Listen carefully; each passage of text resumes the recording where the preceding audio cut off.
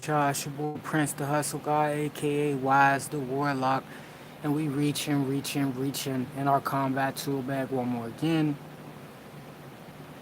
It is a cold black affair. Shout out to the mighty LDBC, LDBC only, LDBC everywhere, LDBC or nothing, LDBC versus everybody, LDBC.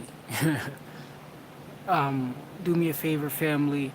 Uh, Support, like, subscribe, follow, uh, commune with the family, the entire LDBC, everything LDBC, everyone LDBC, everyone Trilitary, everyone, everything TWT, Simple Truth Network. Check out my other two channels, Acting Right TV and HFO Church. Got a lot of stuff coming actually for those channels, so definitely check those channels out too. Support my OGs, OG Condo Loco, OG Loco to me, and that's Condo Loco Sports. And support my OG K-Ho, that's Black Fight Fan TV. Also, support the usual suspects. ShopUsualSuspect6.com, ShopUsualSuspect6.com, ShopUsualSuspect6.com. Each individual usual suspect has merch, gear, some drip up there. There's the rankings up there. These are a bunch of eclectic guys. You gotta love them. Um, Oddfella, Stay Ready, Act Reacher, KG, Supreme Beast, Boxing Talk, 503 Lion, uh, all of the usual suspects, Oddfella, all of them, all of the usual suspects. Um, if I missed somebody, please forgive me. You know, it's still early. I just got done working out. Um, Also, check out my little brother, Black Sun. That's the 9-4 Sun God. So, I'm a week out, guys. A week out from my fight. Feeling good. It's in Erie, PA again. Last minute reminders again. It's in Erie, PA. I still don't have any like final information on streaming or anything like that as far as filming, but we'll find a way to get some extra hands to film for us. Terry Smoot, welcome, welcome, welcome. I'm gonna rent you up, family. Uh, but yeah, so um, we're a week out. It's in Erie, PA. It's at the Bayfront Convention Center. We'll find some way to get it filmed so that the family can see it, and I'll upload it on my channel. Feeling good. This it's been I missed the episode 2 or 3, but we here. We back. Um, you know how it is. Well, it's a little difficult being in camp and also trying to um, do the show and follow boxing regularly. But I've been following boxing, just not been able to be on the show. But that said, welcome back. This is Boxing and Breakfast, episode 16. Welcome to Wonderful Women Wednesdays. Wonderful Women Wednesdays. Wake up, wake your ass up, wake the fuck up. Get the crust out your eyes. Get that crust from around your mouth. Pull up to the table and get a plate. Have a little bit of batter with your breakfast. That said, we're going to talk some ladies boxing today. So, I missed my follow-up episode for Jessica McCaskill versus Chantel Cameron. So we'll discuss that first. And we got some other ladies boxing that you wouldn't think is classified as ladies boxing, but you'll understand later. But yeah, so Jessica McCaskill versus uh, Chantel Cameron.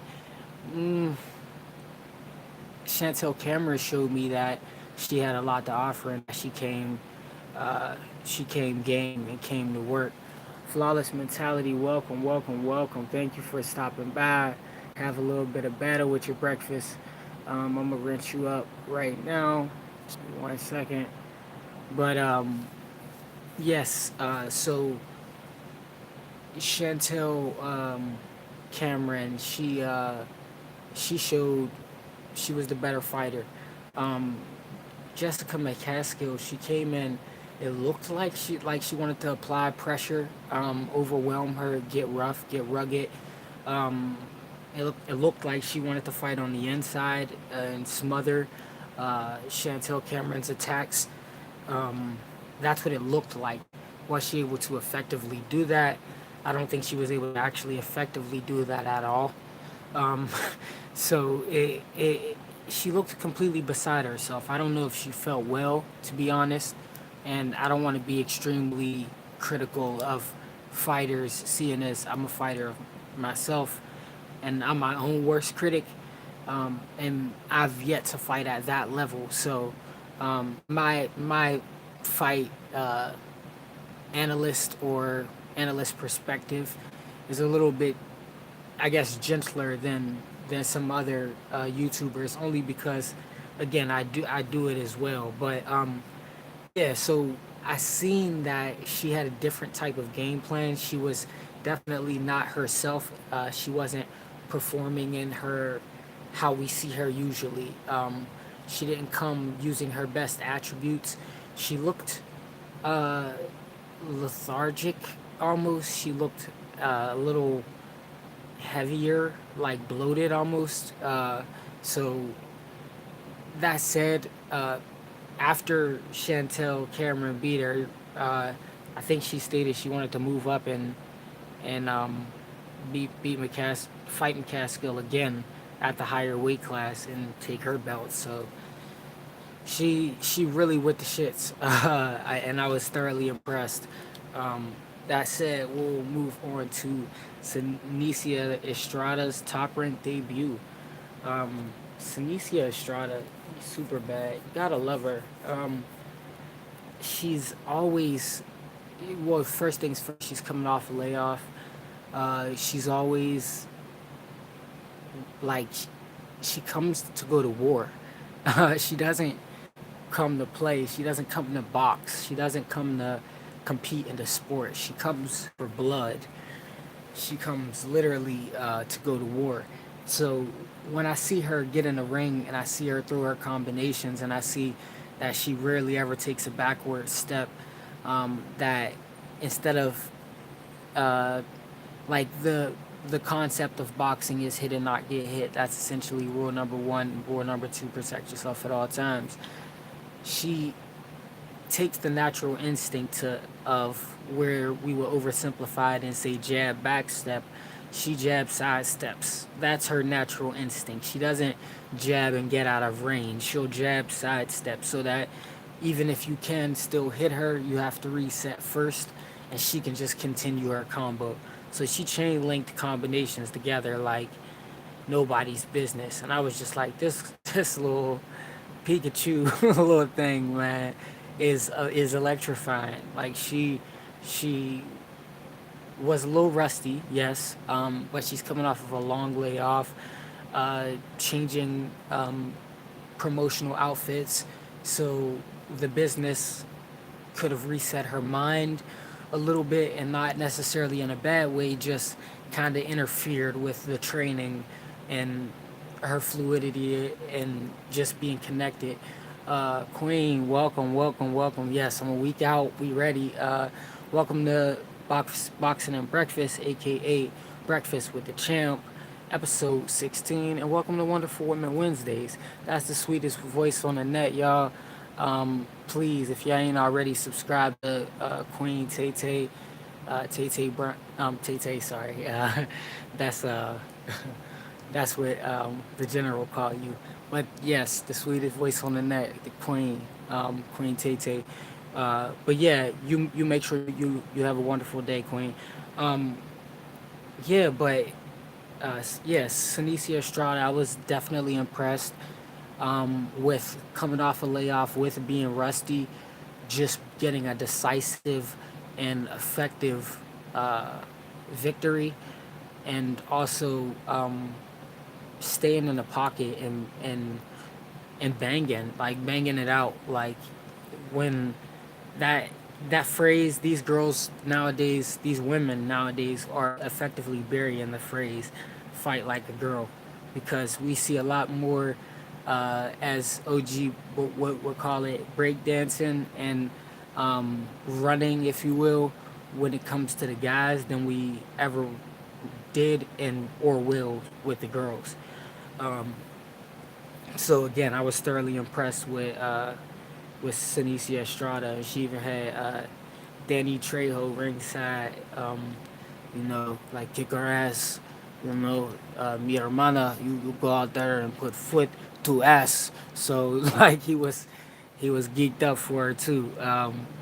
But yeah, moving along, the Zone had a debut for uh, for a 3 minute women's fight, like three minute rounds for women, and it was also a debut first fight for a Brazilian Olympian. And this girl, she is a 135 pounder. She knocked the girl down like 4 or 5 times, I think, and then stopped her, and it was bad. This girl is a little pit bull. I mean, like what Martin say, she a dog. She a dog with the pink thing hanging out. Like she went in there and ripped that girl's head off, and it wasn't like the girl was a bum. They kept uh, articulating, and I don't really like ever listen to the commentary, but that I did this time was kind of odd that I caught that they articulated that she was like her predecessor. She was an amateur Brazilian.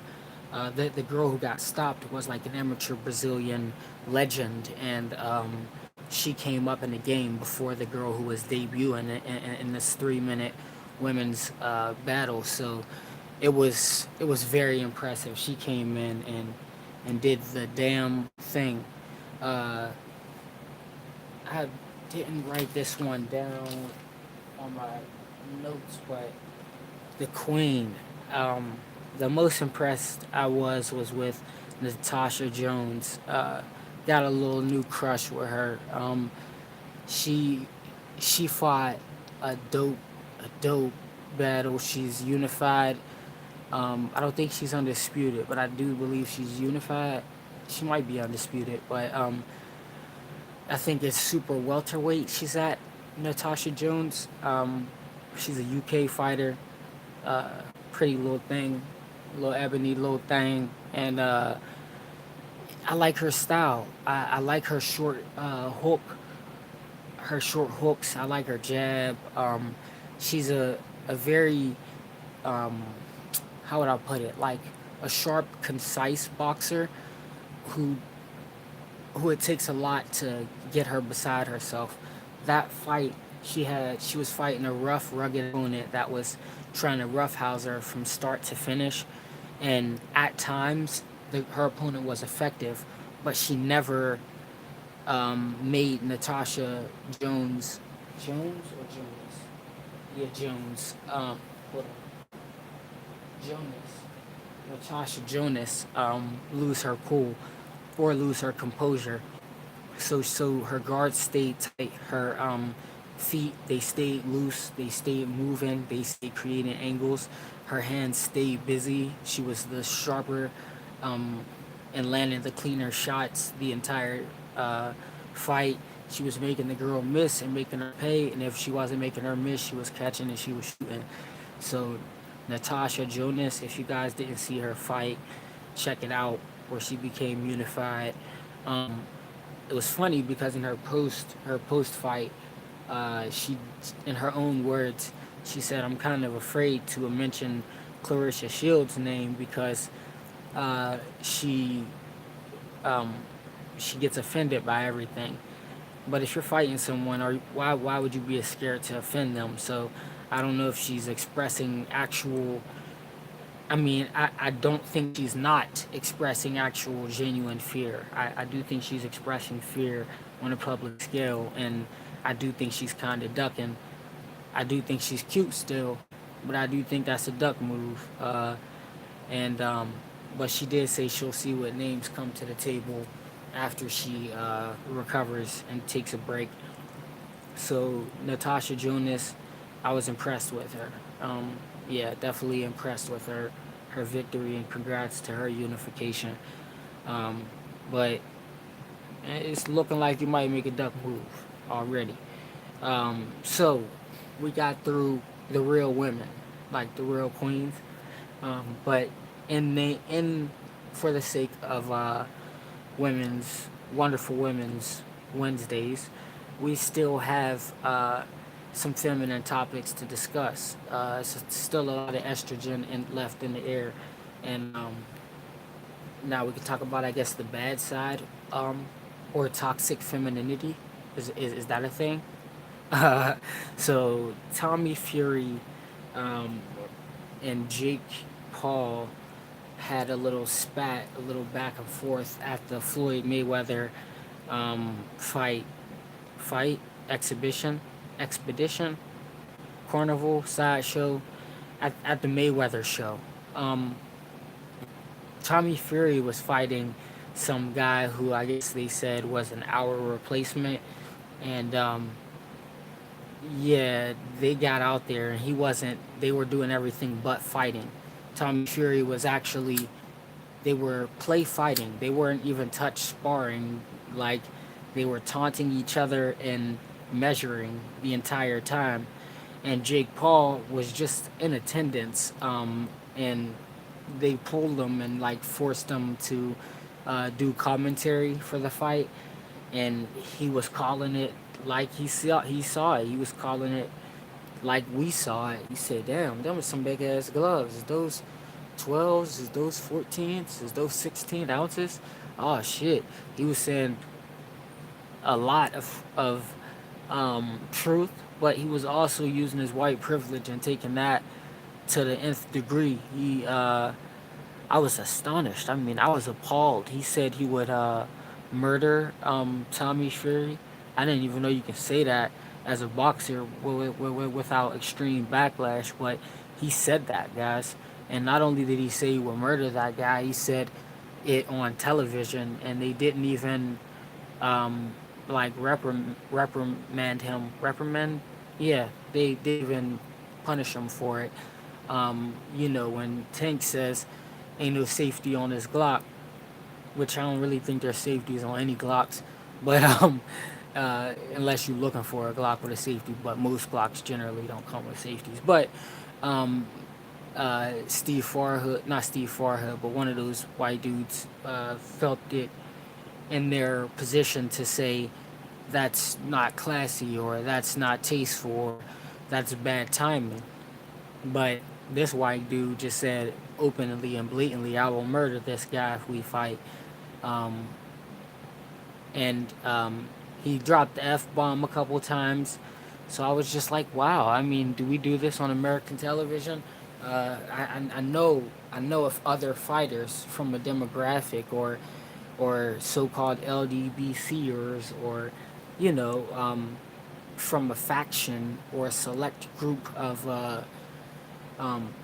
fighters supported by a select group of YouTubers did that, it would be Leah. Oh no, it wasn't Lennon Jr. You know Lennon Jr.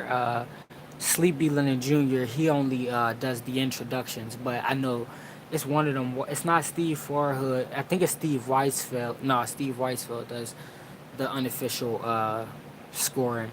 But you catch my drift. But yeah, if it was one of the fighters that we support, oh, you're gonna have to apologize to the nth degree, and apologize over and over. But that said, enough with the sarcasm. Jake Paul was calling a lot of truth, and was the only thing keeping me watching that piece of shit show. Um, then, so we have the two Floyd Juniors that were on the card, and that was Jadir um, Herrera and Jaheim Ingram. Now, both of these guys showed to be decent fighters. One's basically at 130 right now, at least in his exhibition, and one's at 140 at least right now in his exhibition. Now, Jadir is better than, I mean, Herrera is better than Ingram. Ratchet since 91 was cracking with you, cuz welcome, welcome, welcome. Have a little bit of battle with your breakfast. Um, but yeah, Herrera's better than Ingram. Herrera, slicker, sharper, controlled the fight better. But these kids nowadays, if I had any bit of advice, it would be what we hear from Derek James the most.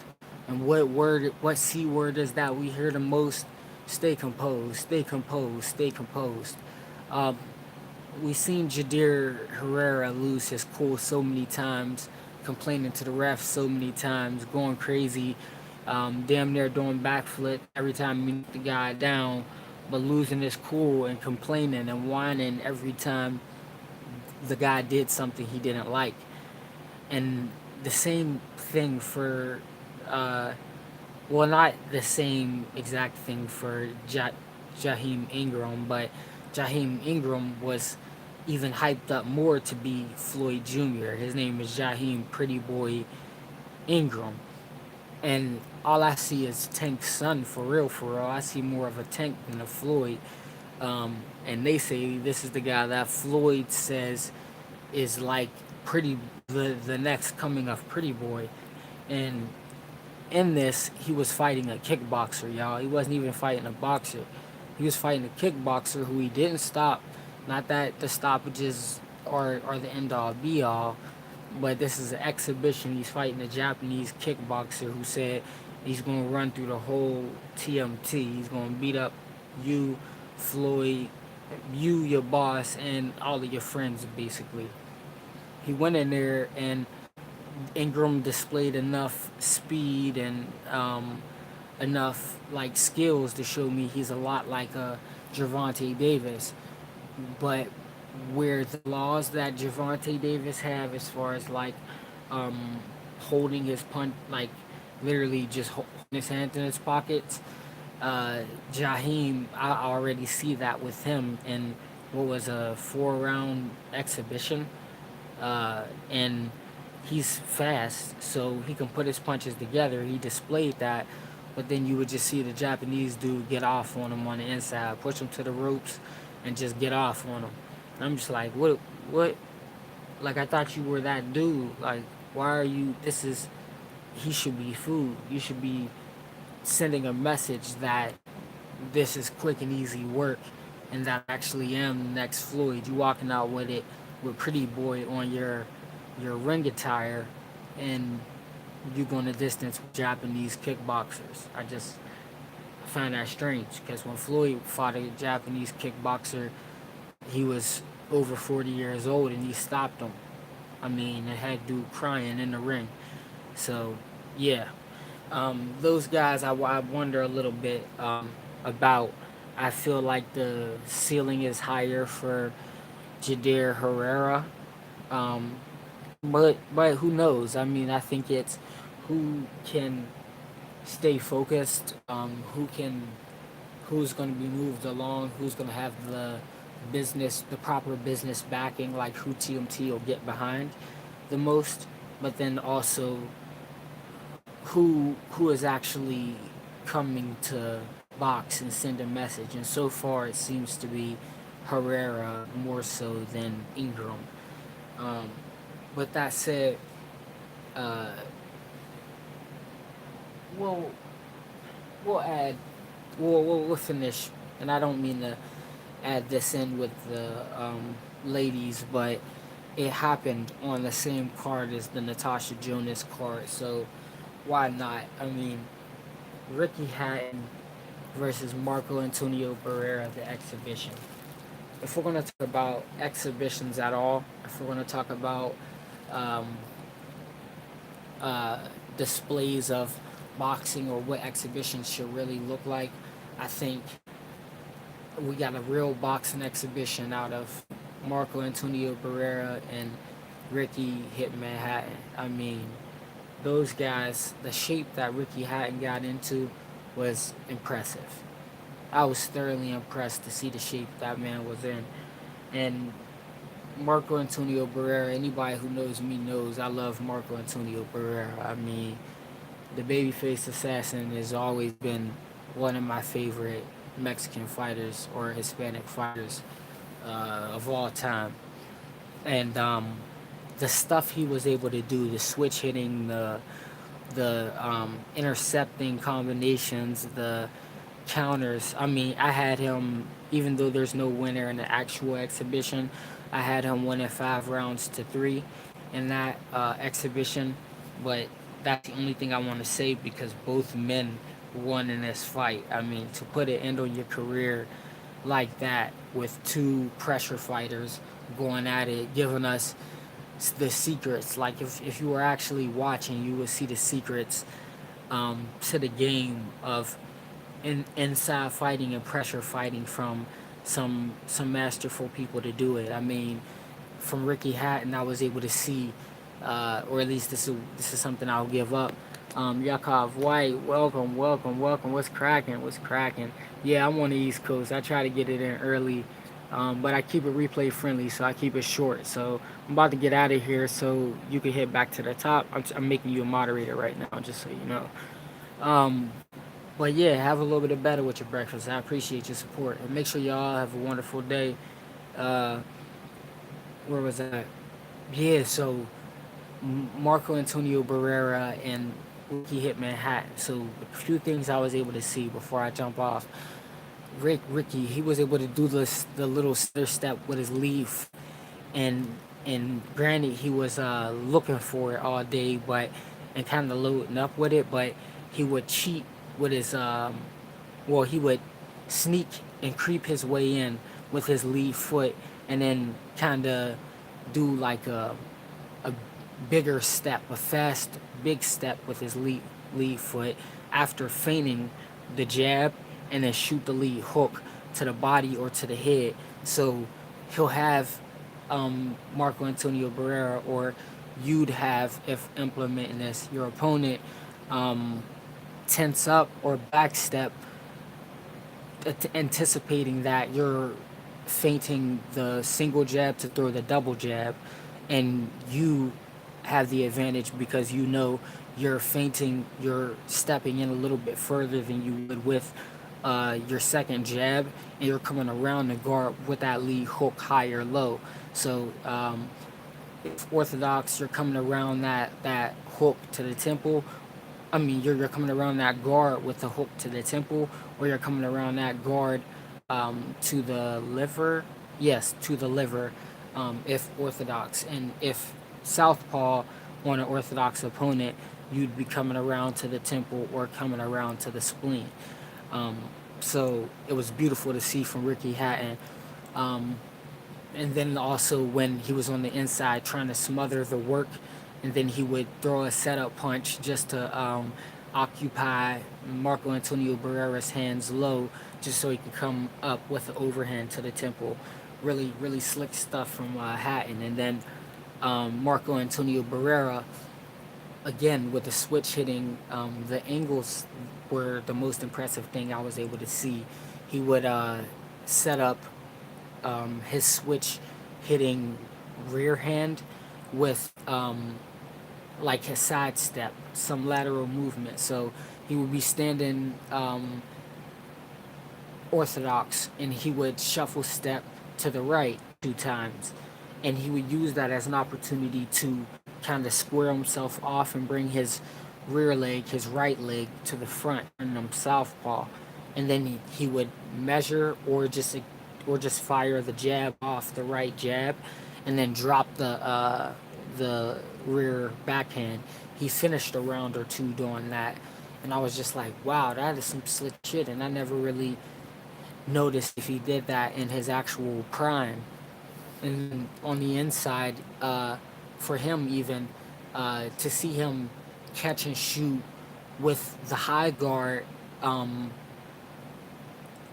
and then also catch and shoot out of the cross guard was pretty impressive. He didn't want to stay on the inside a lot, so I seen a lot of creative outside boxing that I didn't really expect uh, from Marco Antonio Barrera. He he definitely showed me he had a deceptive uh, mastery over the jab, because when you think of Marco Antonio Barrera, I think the last thing you think about is his jab, but his use of the jab. Another thing I was able to see was his defensive use of the jab. He would stop Ricky Hatton from advancing with his jab, with a power jab, and feint with the rear hand. So he would feint the two and make him tense up, so he's right there for the power jab. And it's almost the opposite, the converse of what we see most people nowadays, and that's feint the jab and drop the rear hand. So great stuff from the legends. Great way to go out. We've seen them both holding each other's flags up. I hate translators because the little bit of Spanish that I do know, I know hermano means brother, and Marco Antonio Barrera did call Ricky Hatton his brother, and as a term of endearment. And Ricky Hatton said it in English, essentially, "This is my friend, this is my brother," and the translator didn't reciprocate that, even though Marco Antonio Barrera did say me, Ricky Hatton is mi hermano, um, and that means brother. So we need better translators. Like, really, we need better translators. Um, that said, thank y'all all for stopping by. I knew I missed one thing, so um, I'm gonna start it and finish it with this part of the commercial. But I appreciate all of y'all for stopping by. Make sure y'all have a great day. I'm gonna finish with my what do you call this, housekeeping, and that's there's three ways to support the channel. There is three ways to support the channel. Again, if you're getting here late, you can take it back to the top. First way to support the channel, go to shopusualsuspect6.com, shopusualsuspect6.com, and get you some combat tool bag merch. We have cool weather gear and we have warm weather gear. Cool weather gear meaning we got hoodies, nigga. Yeah, we got hoodies. So uh, way number two to support the channel is we got books. I got a book series out on financial literacy. I fight for three things. That's financial freedom, the entire LDBC, and the entire Black diaspora. So my financial literacy series is called the Hustle God series on Amazon. All of the links will be in the description.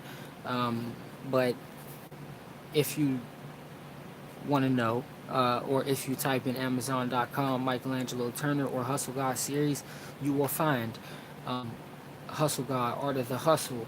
You will find Hustle God Afro Gold Part 1. You will find Hustle God Masterpiece Daily Golden Mind Molding. And you will find Language of the 1%. That's Hustle God's Linguistics of Money. It is a workbook to help increase your linguistics, your language of just introductory level stuff for financial literacy. Um, I thought I rinsed you up, Yakov White, Ring Dragon. What is cracking? Welcome, welcome. Have a little bit of better with your breakfast. Opulent LD, what's cracking? Welcome, welcome. Have a little bit of better with your breakfast. I'm jumping off right now. It's a replay friendly live. I would like y'all to jump back to the top of the live if possible. Um, I'm just making sure I rinse y'all up, and I'm doing a little bit of housekeeping at the end, doing my little commercial and shit. Uh, I got you as a moderator, it just didn't show. Oh, cool. So, yeah, that said, back to the ways to support the channel. That's way number two to support the channel, the book. Way number three is you can sponsor a fighter, you can sponsor a creator.